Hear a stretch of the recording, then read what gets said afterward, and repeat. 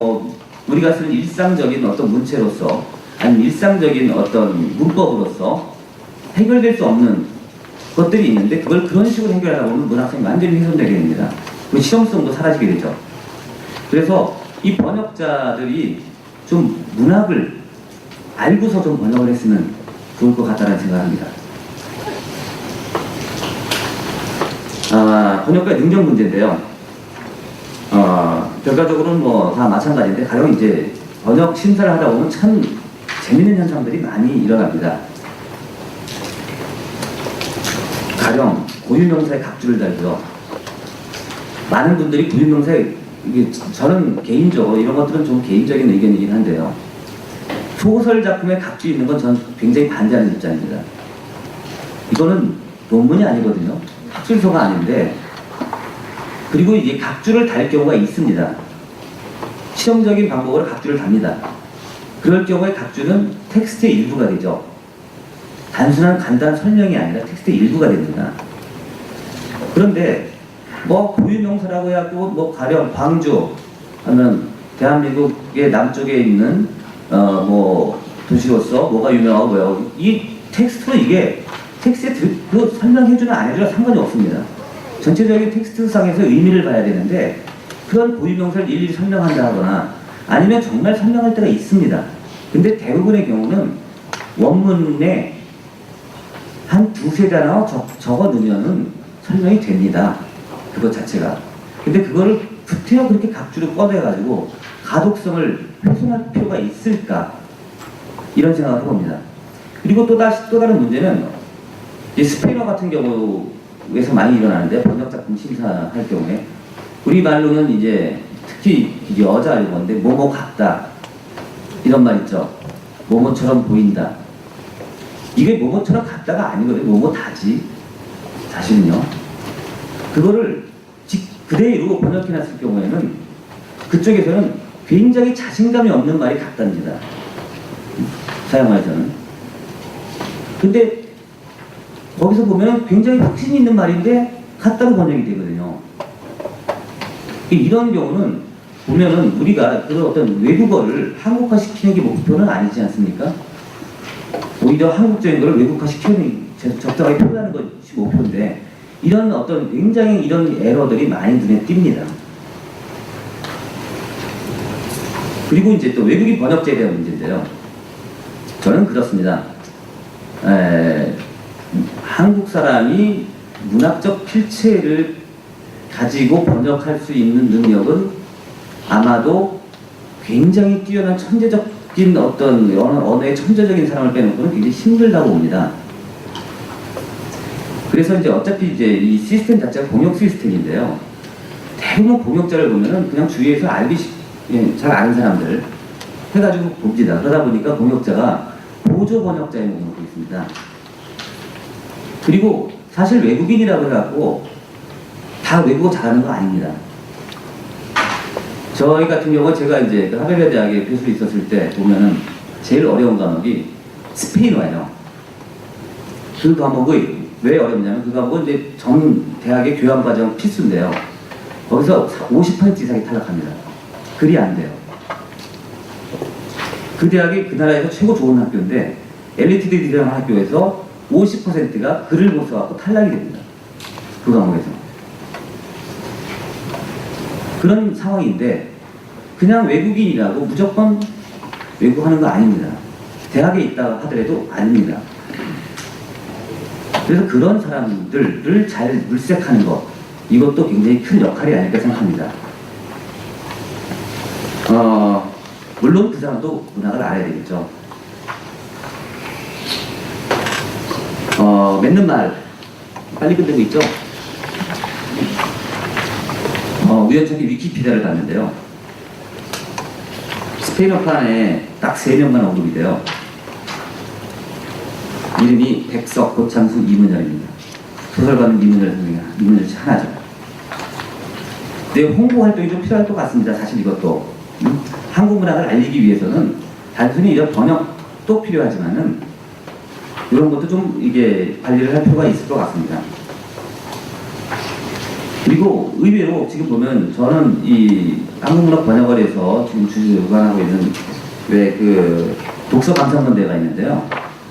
이 검색을 하다 보니까 의외로 여기에 대한 호응이 높습니다. 그래서 아마 투자 대비 효과는 사실은 굉장히 이게 높을 것 같아요. 그래서 이제 이런 쪽으로도 많이 좀 지원을 하는 게 좋지 않을까 생각합니다. 왜냐하면 이거는 앞으로의 독자를 발굴하는 작업이거든요. 그래서 이런 것들은 제가 이제 굉장히 아주 좋다고 평가를 하고 싶고요. 그 다음에 이제 외국 작가 레지던스 프로그램 같은 경우가 있는데 저희 이번에도 아마 콜롬비아 저희 쪽에 한 명 와 있다 그러는데 저도 아직 얼굴을 못 봤습니다. 이런 작가들과의 교류를 아마 기존 번역가들과의 좀 만남을 자주 만나게 해가지고 그 사람을 좀 최대한 활용할 수 있게끔 하면 좋을 것 같습니다. 그러면은 아무래도 이 뭐라 그럴까요?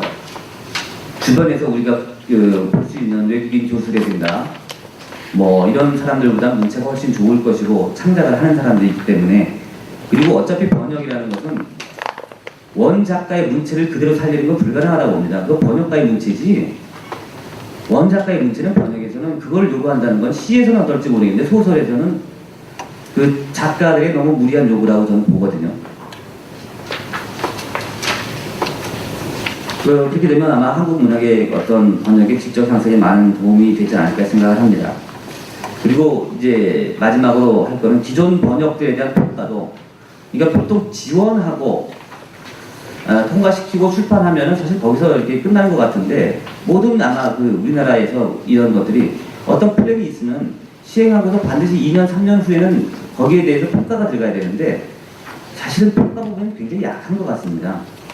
그런 평가를 해서 정말로 어느 작품이 잘 번역됐고 이런 것들을 좀 사후평가를 통해서 한 다음에 좀 집중과 선택제들을 통해 가지고 지원을 할 필요도 있지 않을까 이렇게 생각을 한번 해봅니다. 이랬을 경우에 모르겠습니다. 좀 이게 뭐 사실은 이 한국문학 번역원이 어떤 뭐를 확장한다거나 할 때는 굉장한 애로사항이 있을 텐데 아마 이런 정도면은 이 자체 내에서도 큰 무리 없이 해결이 되지 않을까 이렇게 생각을 해봅니다. 감사합니다. 굉장히 짧고 간략하게 그러나 아주 명확하게 말씀을 해주셨습니다. 스페인 문학, 그러니까 중남미 문학의 현 단계 수준에서 어떤 문학 작품이 수용될 수 있을까? 한국 문학의 어떤 현재의 위상을 되돌이켜보게 하고 일방적으로 한국 문학을 소개하는 것의 위험성에 대해서 지적을 해주셨고 여러 가지 좋은 말씀을 해주셨습니다. 사실 그쪽의 문단의 현황을 모르고서 번역을 밀어넣는다는 게 상당히 위험한 일인데 프랑스어권에서 이만교의 결혼은 미친 짓이다와 박현옥의 아내가 결혼했다, 한국에서는 베스트셀러였고 영화도 만들어졌는데 그걸 그쪽으로 번역해서 출판한다 그러면 아마 출판사를 못 찾는 걸로 알고 있습니다. 왜냐면 거긴 일상생활이니까요.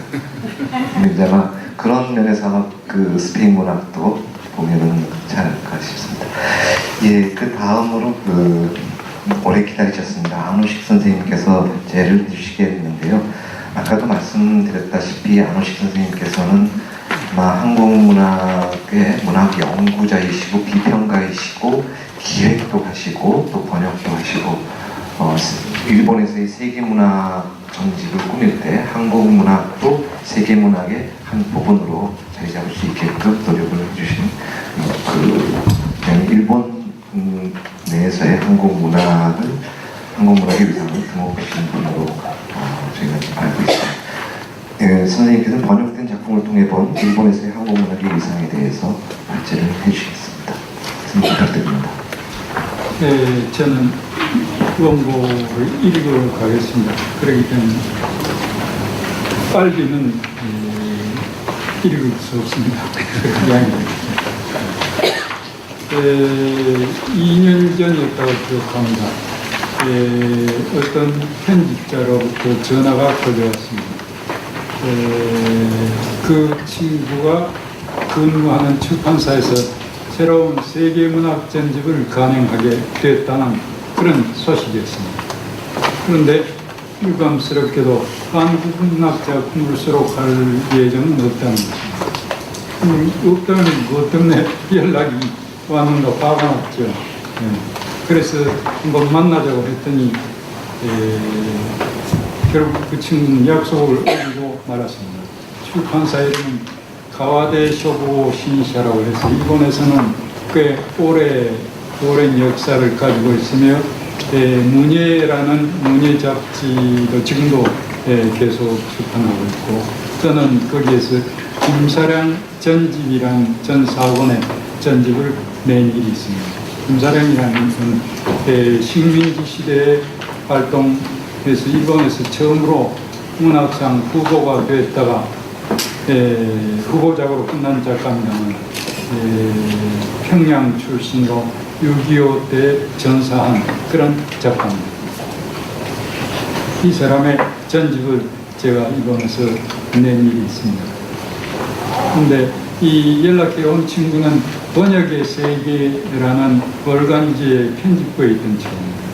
번역의 세계라는 건 몇 가지 외국어를 해마다 외국 번역 콘테스트를 하는 걸로 유명했으며 전 오랫동안 거기에 심사위원을 했었습니다.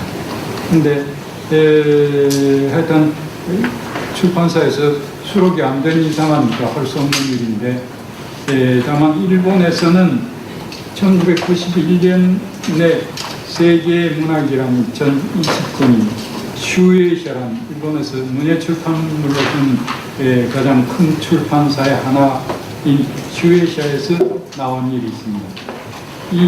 여기에 사실은 우리나라 해방전 작가들입니다만 이효석이라든가 대여섯 명의 소설을 집어넣을 수가 있었습니다. 이게 일본과의 관계에서 역사상 처음으로 우리나라 작가의 작품이 일본에서 출판되는 세계문학 전집에 수록된 첫 번째 예입니다. 그런데 일본에서는 큼직한 출판사일수록 세계문학 전집이 아니면 현대 일본 문학 전집이라든가 전집을 내는 습관이 있으며 그것이 하나의 자랑이었었습니다. 그런데 1991년을 마감으로 해서 그 이후는 지금까지 세계문학 전집을 기획하는 출판사가 없었거든요. 그런데 이게 처음으로 나오게 된 건 이때 마침 이 슈에이샤에서 창업 기념으로 세계문학 대사전이라는 이만큼 큼직한 6권짜리 대사전을 출판하기로 되어 있어서 거기에 제가 편집위원으로 들어있었습니다. 이때도 이 대사전이 처음으로 한국의 고전 작가로부터 현대 작가, 평론가, 시인까지를 수십 명 비로소 문학 대사전에 수록했습니다. 그러니까 일본에서는 말하자면 한국 문학이 처음으로 세계 문학으로서 또 한국 문인들이 세계 문학의 문인으로서 등록된 게 이 사진입니다. 그만큼 일본에서는 한국 문학, 조선 문학이라 좋습니다. 있는 건 알면서도 세계의 문학으로서는 인정을 하지 않았다, 그런 뜻입니다. 이것이 계기가 돼서 90년대에는 약간의 출판사에서 조선 단편 소설집이라든가 한국 단편 소설집이라든가 이런 것들이 일본 사람들이 선정돼서 출판을 하게 됐습니다. 그런데 일본에서 우리 한국 문학 작품을 독자들이 관심을 갖게 된 계기는 1970년대에 있었습니다. 오늘 오전 중에 보고를 하신 김지하 씨가 평소에 가서 고생한 보람이 그게 하나입니다. 김지하 씨가 70년대 평소에 잡혀갔을 때 마침 일본에서는 시민운동으로서 일본의 전후 역사에서 제일 커다란 시민운동이 있었습니다. 그건 뭐냐면 월남